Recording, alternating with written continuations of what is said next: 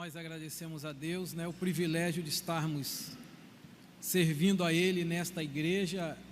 Temos conhecido pessoas aqui fantásticas, maravilhosas, que têm acrescentado muito à nossa vida em todos os sentidos, não só no discipulado, mas no cuidado, no amor, no carinho. Estivemos visitando um pequeno grupo na sexta-feira, fomos muito bem recebidos, muito bem acolhidos, bem como fomos muito bem acolhidos também por esta igreja. E nós vamos ler a palavra de Deus em Atos, capítulo 18. Atos, capítulo 18. Vamos ler os versículos de 1 a 11. Atos 18, versículos de 1 a 11.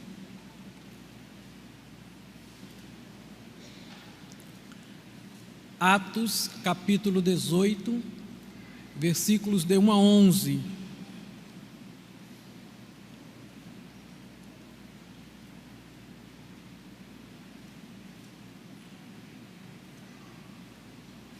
E a palavra de Deus fala assim: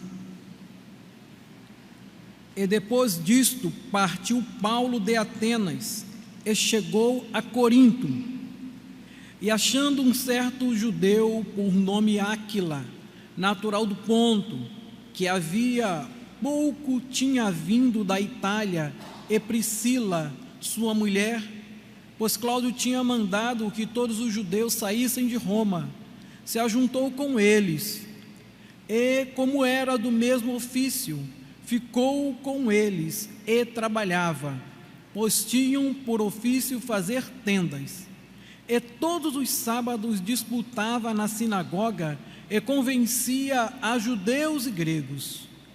E quando Silas e Timóteo desceram da Macedônia, foi Paulo impulsionado pela palavra, testificando aos judeus que Jesus era o Cristo. Mas resistindo e blasfemando eles, sacudiu os vestidos e disse-lhes: O vosso sangue seja sobre a vossa cabeça. Eu estou limpo, e desde agora parto para os gentios. E saindo dali, entrou em casa de um homem chamado Tito Justo, que servia a Deus, e cuja casa estava junto da sinagoga. E Crispo, principal da sinagoga, creu no Senhor com toda a sua casa. E muitos dos coríntios, ouvindo-o, creram e foram batizados. E disse o Senhor em visão a Paulo: Não temas, mas fala e não te cales, porque eu sou contigo, e ninguém lançará mão de ti para te fazer mal, pois tenho muito povo nesta cidade.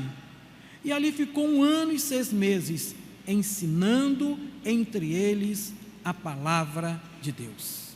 Amém? Vamos orar nesse instante. Deus amado e bendito, nós te agradecemos por estarmos aqui nesta manhã em tua casa para prestar um culto que só a ti somos devedores. Tu és o único digno de toda honra, glória e adoração.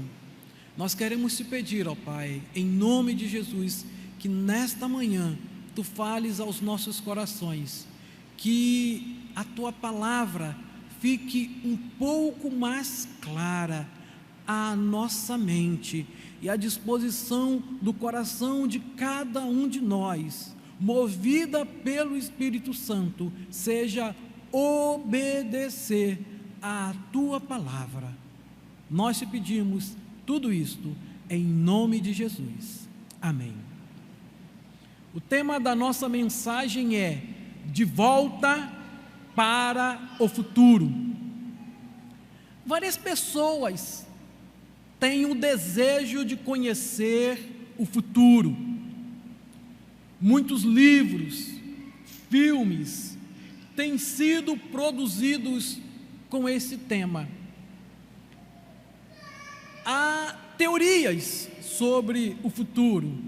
E essas teorias, muitas das vezes, elas são exóticas e são estranhas. a palavra de Deus. Mas desde o princípio do mundo, Deus fala sobre o futuro. Logo, é preciso voltar ao passado, mormente, através da palavra de Deus, para conhecermos o que o futuro nos reserva.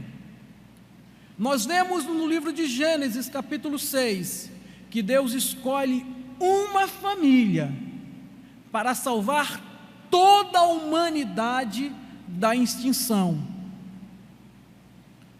E ainda, Gênesis 12, quando Abraão recebe a promessa de que todas as famílias da terra seriam abençoadas, seriam benditas a partir da vida de Abraão.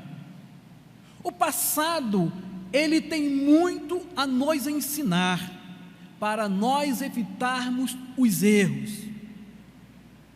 para aplicarmos os melhores princípios à nossa realidade de hoje e para garantir a sobrevivência da fé às gerações futuras.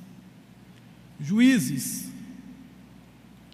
capítulo 2, os versículos de 8 a 13, eu quero ler com os irmãos.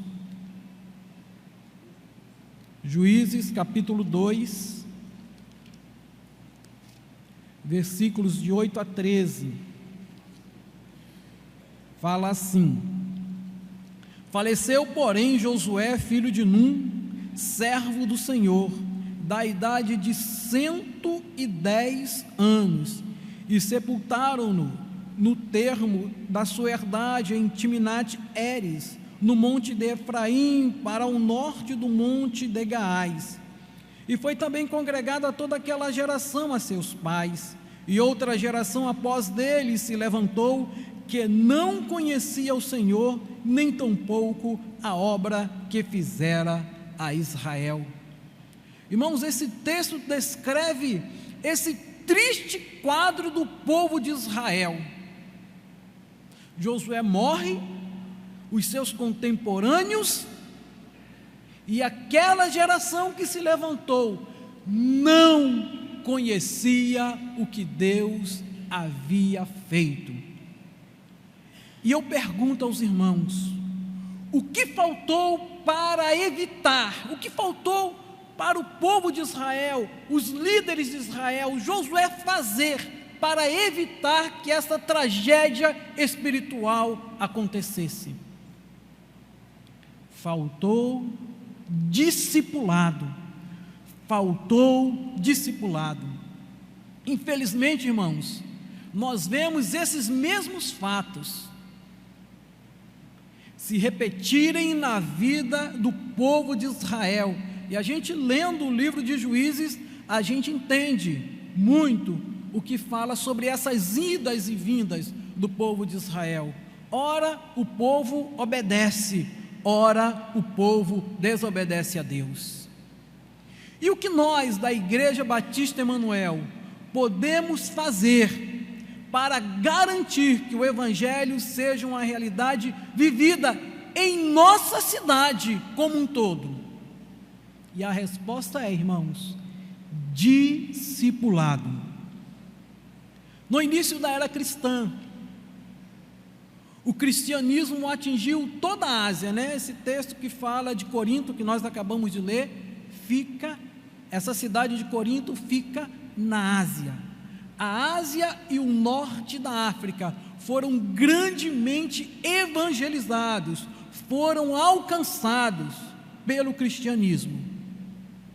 E hoje nós olhamos para esses lugares e os vemos tomados pelo islamismo.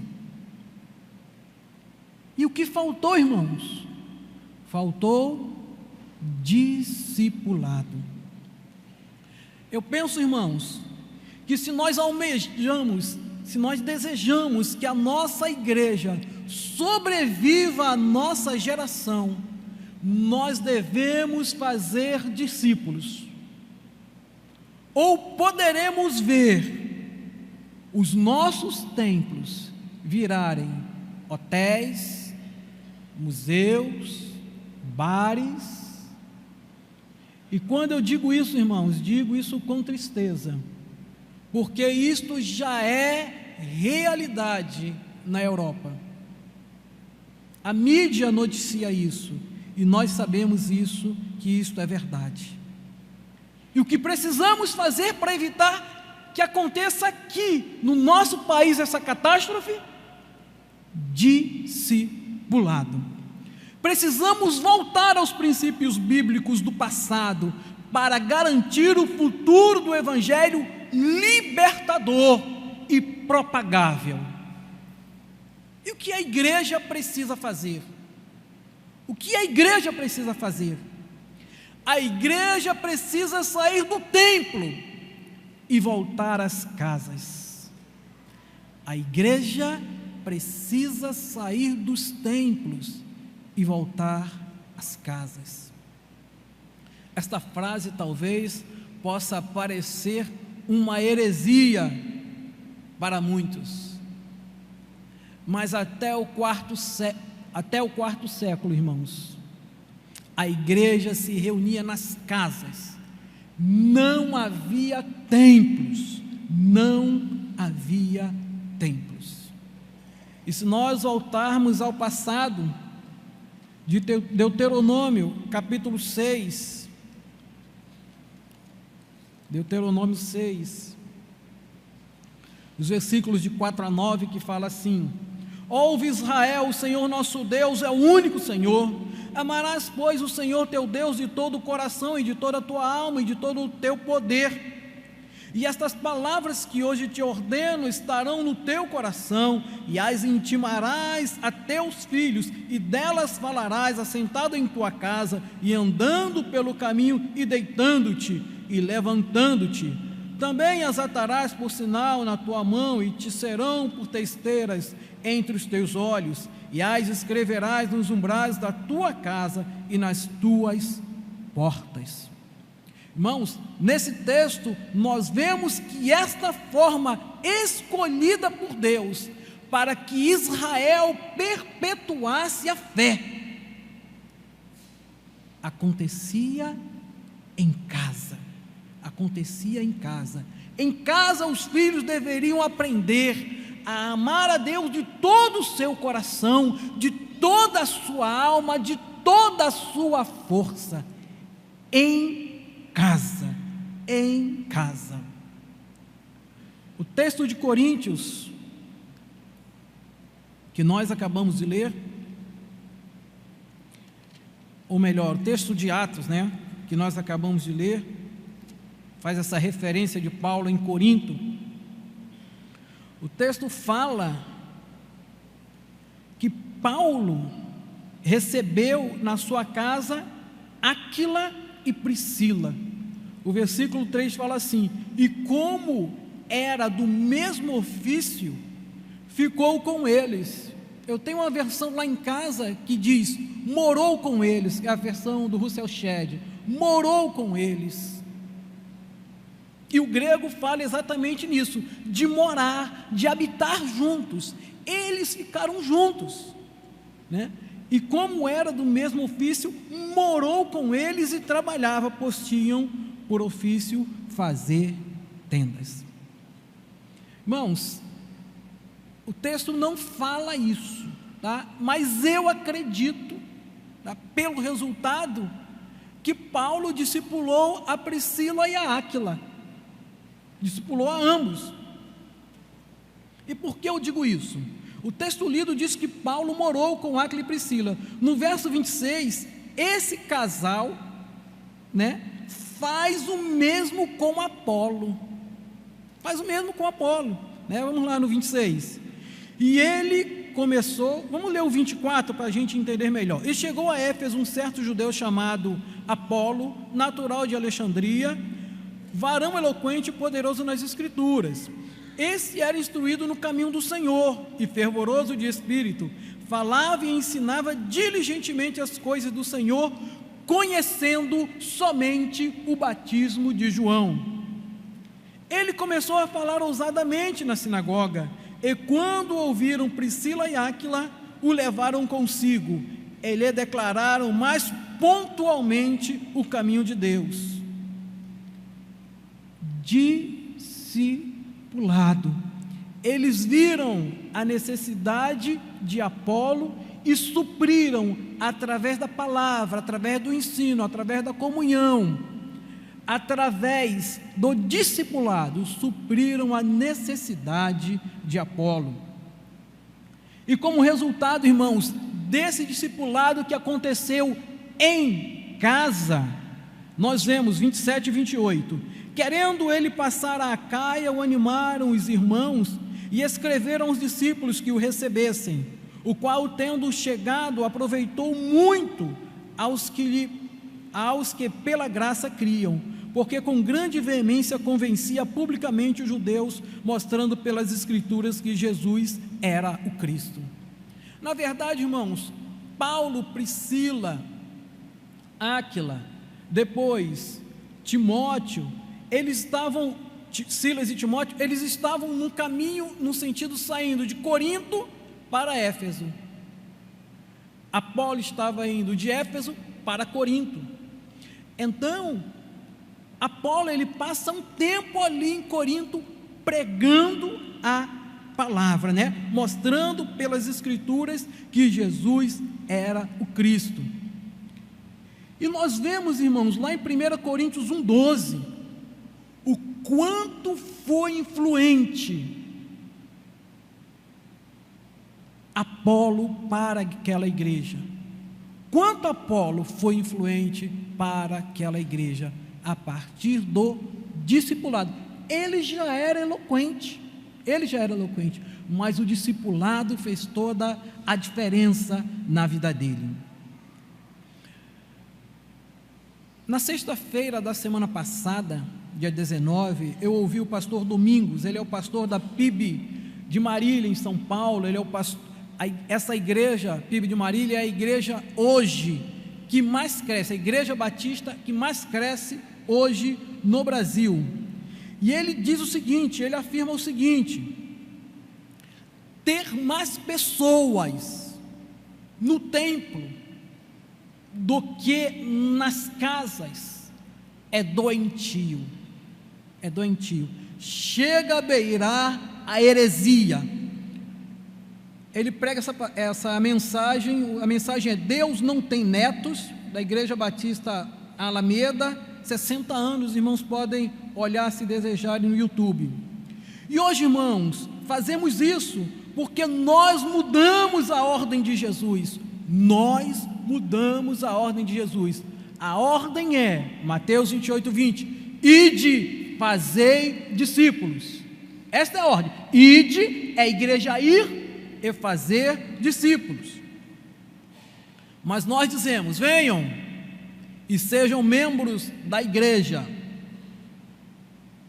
Nós fazemos isso: venham e sejam membros da igreja. No início, irmãos, a igreja primitiva ia de casa em casa e fazia discípulos. A igreja ia de casa em casa e fazia discípulos. O resultado foi tremendo, um crescimento, irmãos, expressivo, exponencial.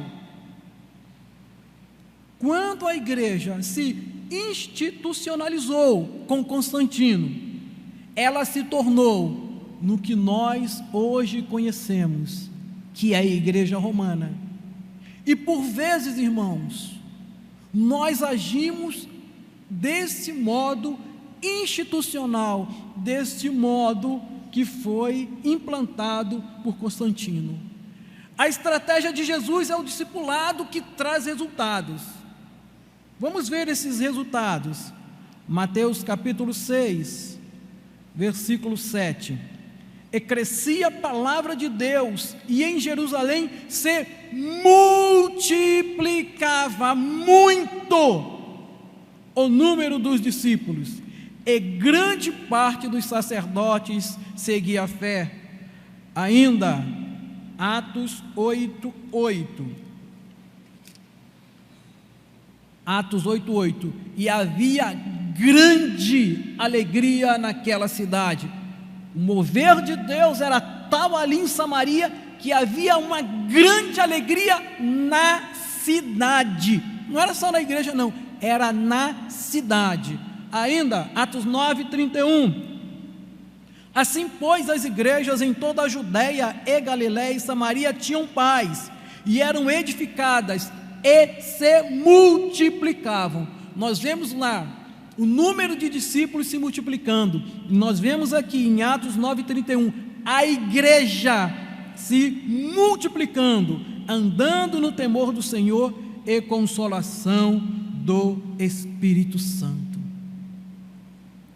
É essa a realidade que o Evangelho nos traz. A igreja precisa sair do templo e voltar às casas, fazendo o discipulado pessoal, individual ou em grupo, mas a igreja precisa fazer aquilo que o Senhor Jesus mandou. Nós vamos ouvir agora um testemunho sobre esse discipulado, sobre essa prática do discipulado. Vamos convidar a irmã Márcia para estar aqui à frente.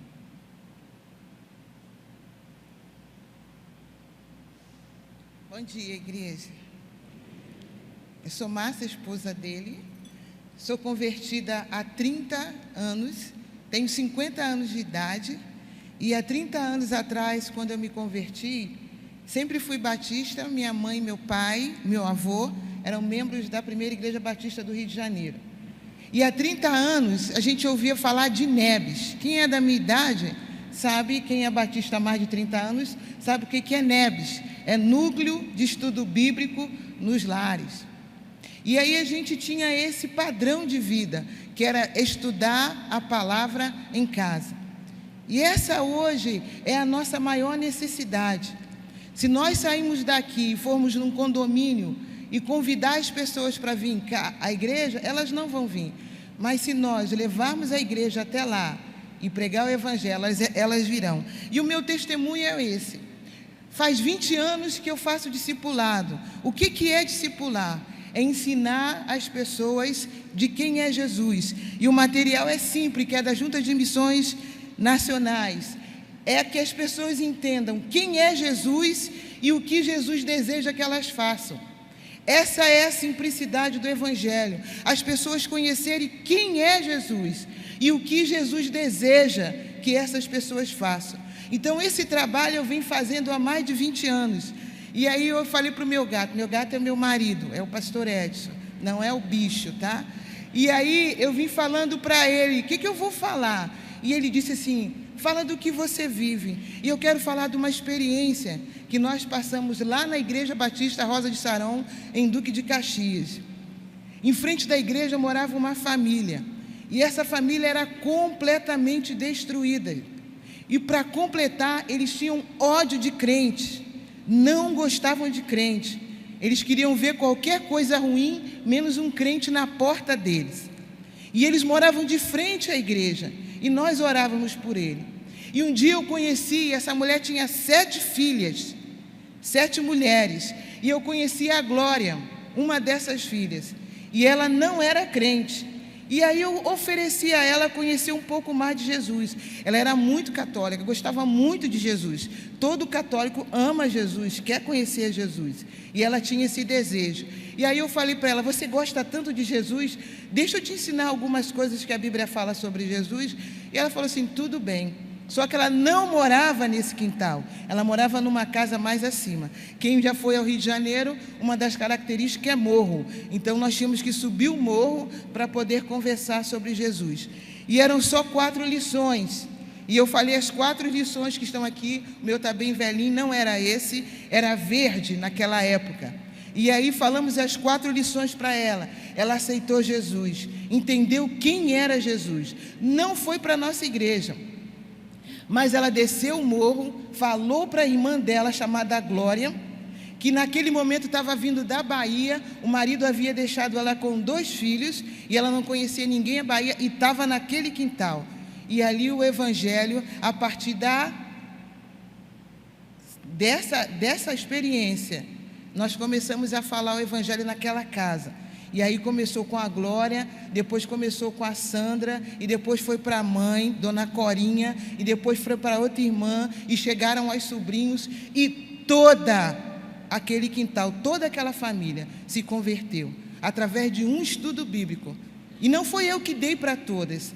Eu comecei com uma e foi se multiplicando, acabei no quintal, mas toda a família, eles estão lá na Igreja Batista Rosa de Saron, a igreja de frente, através do conhecimento da palavra. Isso é discipulado, irmãos. É a gente ter coragem de falar para as pessoas de quem a gente conhece. Às vezes a gente fala de um artista, fala de alguma coisa legal que a gente gosta, mas a gente precisa ter coragem de falar de Jesus. Quem é Jesus? Jesus é o pão da vida. Jesus é o Senhor de todas as coisas. Jesus é aquilo que as pessoas precisam. E foi esse simples acontecimento de 4 lições de um discipulado. E aí nós ficamos anos com aquela família, e todos eles são batizados. A Dona Cora morreu, mas antes de morrer, com 84 anos, ela foi batizada e conheceu quem é Jesus. Então, discipular é para falar de quem você conhece. Você não pode falar de quem você não conhece. Se você conhece Jesus, você pode discipular. E não precisa de talento, só precisa de obediência. Porque Jesus falou assim: aqueles que conhecem a minha palavra, faz aquilo que eu mandei, são os meus discípulos. E aí Jesus disse que nós precisamos ir, e o ir é fazer discípulo, é falar de quem Ele é, não de quem nós somos, mas de quem Ele é. E toda essa família se converteu. E aqui a gente está fazendo discipulado. Eu não vi, mas eu sei que ela está aqui. Tem a Eclair, está lá atrás, aquela jovem lá. Ela chegou na igreja, irmãos, tem 2 meses, e está fazendo discipulado todo domingo, 5h30 da tarde, né? Ela está junto comigo. Ela é uma, tem outras também que eu não estou vendo, mas a gente precisa ter essa coragem. Teve uma senhora que ficou 2 anos na classe do pastor Eufrásio, e aí eu sentei do lado dela. Ela não era membro da igreja, mas estava aqui há 2 anos. Ela era espírita. E aí eu comecei a vir fazer o discipulado com ela na Conselheira Aguiar. Eu moro lá em Candeias. E aí ela começou a ouvir de Jesus e entender quem era Jesus. Mas ela gostava de estar aqui, mas não conhecia Jesus. Então, discipular é isso, é falar de quem você conhece, não é de quem você não conhece. E você conhece muito bem, porque só pode ser discípulo de Jesus se conhecer Jesus. Amém?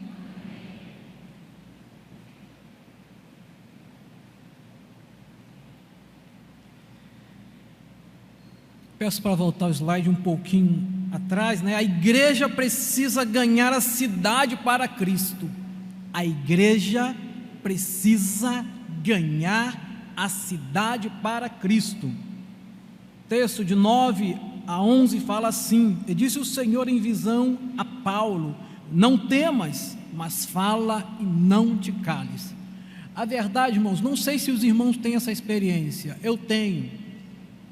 Muitas das vezes eu tenho medo e tenho vergonha de falar de Jesus para quem está do meu lado. Eu tenho medo, eu tenho vergonha de falar de Jesus para quem está ao meu lado. Muitas vezes isso acontece, irmãos, e na maioria das vezes eu não falo. Mas acontece que outras tantas vezes eu falo. Eu venço o medo, venço a vergonha e falo de Jesus. E falo de Jesus. E essas pessoas têm se convertido, têm conhecido a Cristo. Mas continuando a leitura do texto: não temas, mas fale e não te cales, porque eu sou contigo, e ninguém lançará mão de ti para te fazer mal, pois tenho muito povo nesta cidade. Irmãos, nesta cidade aqui do Recife, Deus tem muito povo, muito povo. Nós não podemos estar satisfeitos, irmãos, com esta igreja.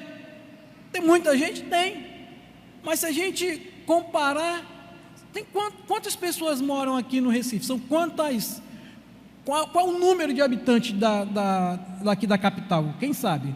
4 milhões? 4 milhões, irmãos. E aqui a nossa igreja tem quantos por cento desses 4 milhões? Alguém sabe dizer? Aqui tem, sei lá, tem 1.000 membros, 1.500 membros. Irmãos, é só a gente pensar o tamanho do universo que a gente tem para o tamanho do que a gente é. E esse é o desafio, irmãos. E eu pergunto, como é que a nossa igreja, não estou falando de outras igrejas não, tá, irmãos? Como é que a nossa igreja vai cumprir esta tão grande tarefa? E a Bíblia fala, indo de volta para o passado, indo lá no passado, isto é, seguindo a estratégia que Jesus deu à igreja, fazei discípulos. Pastor Domingo, novamente eu vou citá-lo, ele diz o seguinte: precisamos mais do poder do Espírito Santo para fazer discípulos do que para expulsar demônios, ou profetizar, ou fazer milagres. Talvez os irmãos achem estranho essa palavra, né? Mas eu estou trazendo esta palavra, irmãos, para mostrar o quanto nós, cada um de nós, precisa do poder do Espírito Santo na vida para fazer discípulo. Normalmente a gente ouve falar de avivamento, de poder do Espírito Santo, e há manifestações demoníacas, há milagres, há profecias, e a gente fica extasiado. Mas a Bíblia mostra isso, irmãos, que precisamos de mais poder para fazer discípulos. Por quê, irmãos? Mateus 7, 22, 23 fala assim: muitos me dirão naquele dia: Senhor, Senhor, não profetizamos nós em teu nome? E em teu nome não expulsamos demônios? E em teu nome não fizemos muitas maravilhas? E então lhes direi abertamente: nunca vos conheci, apartai-vos de mim, vós que praticais a iniquidade. É isso que a palavra diz, que precisamos deste poder para realizar o discipulado. Mas o que é discipulado? O que é discipulado? Discipulado é discípulo ao lado, ou é discipulado lado a lado, frente a frente, é vida na vida, é a minha vida na vida daquele que eu estou discipulando, é a vida do discipulando na minha vida. No livro A Formação de um Discípulo, Kate Phillips, ele fala assim: o discipulado cristão é um relacionamento interpessoal baseado no modelo de Cristo e seus discípulos, no qual o mestre, discipulador facilitador, reproduz tão bem no discípulo a plenitude da vida que tem em Cristo, que o discípulo é capaz de treinar outros para ensinarem outros. Paulo ainda fala ao pastor Tito o seguinte: e as palavras que me ouviu dizer na presença de muitas testemunhas, confia-as a homens fiéis, que sejam também capazes de ensinar a outros. Para a Igreja Batista Emanuel ganhar Recife para Cristo, é só obedecer ao mandamento do Senhor Jesus: fazei discípulos. E há uma conta, irmãos, que eu gosto muito de fazer, tenho certeza que os irmãos já conhecem. Se um membro, por exemplo, se eu, todo dia, ganhar uma pessoa para Cristo, no final de um ano, a igreja terá 365 pessoas a mais. Mas, se ao invés de ganhar uma pessoa todo dia, por exemplo, o pastor Júlio, discipular uma pessoa por ano, nós vamos ver esse resultado que está aí. No primeiro ano, 365 pessoas, e o discipulador, só 2. No segundo ano, 730 pessoas. Eu estou ganhando 730 pessoas. O pastor Júlio, só 4 pessoas. Quinto ano, 1.825 pessoas. Olha, já é mais do que o número de membros desta igreja. O pastor Júlio está só com 32 pessoas. Mais outro, por favor. Vamos lá para o 10º ano, para a gente ganhar tempo. 3.650 pessoas. Ih, já passei muito, pastor Júlio. Pastor Júlio está só com 1.024. Continua. Ih, já está ficando difícil, né? 15º ano, 5.475. Pastor Júlio, 32.000 pessoas. Continua. 20 anos. Ali deve ser 13.000. 13.000. E o pastor Júlio já está com 1 milhão. De novo. Mais 2, por favor. Mais 1, isso. Irmãos, olha, eu vou estar com 10.000. O evangelista, 10.950. O discipulado faz 1.073.741 pessoas. Aquele número ali eu devo ter colocado um pouquinho a mais. O próximo. 1 bilhão? Os irmãos têm razão, é 1 bilhão, aqui estou lendo errado. Mas lá, irmãos, em 32 anos, o evangelista vai ter 11.680 pessoas e o discipulado vai ter 4.294.967.296 pessoas. Irmãos, parece brincadeira, né? Mas esse é o método de Jesus. Esse é o método de Jesus. Então, irmãos, nós precisamos discipular a fim de cumprir o ID de Jesus e ver o futuro diferente do nosso presente, porque esse presente hoje foi desenhado lá no passado. Jesus, ele afirma, irmãos, que tem muita gente nesta cidade. Não sou eu que estou dizendo, irmãos, é Jesus. Ele tem muita gente nesta cidade e nós precisamos crer nesta palavra, nós precisamos buscar e discipular estas pessoas. Nós vimos isto na semana passada aqui no testemunho, nos testemunhos dos discipulandos, como os pequenos grupos, os PGs, que acontecem em casa, foram importantes para a vida deles e para a vida das suas famílias. Irmão, não é só para a vida do discipulando, não é só para a vida de quem está no PG, não, é para a vida deles e da família. Nós ainda também podemos confirmar com cada pessoa que foi discipulada, como isso foi importante na vida dela. Ouvimos aqui, o Maxioli está bem aqui à frente, nós ouvimos o testemunho dele na semana passada. Irmãos, como foi e como é, porque ele ainda está fazendo o discipulado, como é importante o discipulado pessoal, esse relacionamento pessoa a pessoa, como isso traz resultados àquele que está aprendendo e também, irmãos, àquele que está ensinando. Porque quando vemos a transformação que Deus está fazendo na vida da pessoa, por nossa instrumentalidade, isto edifica a nossa fé.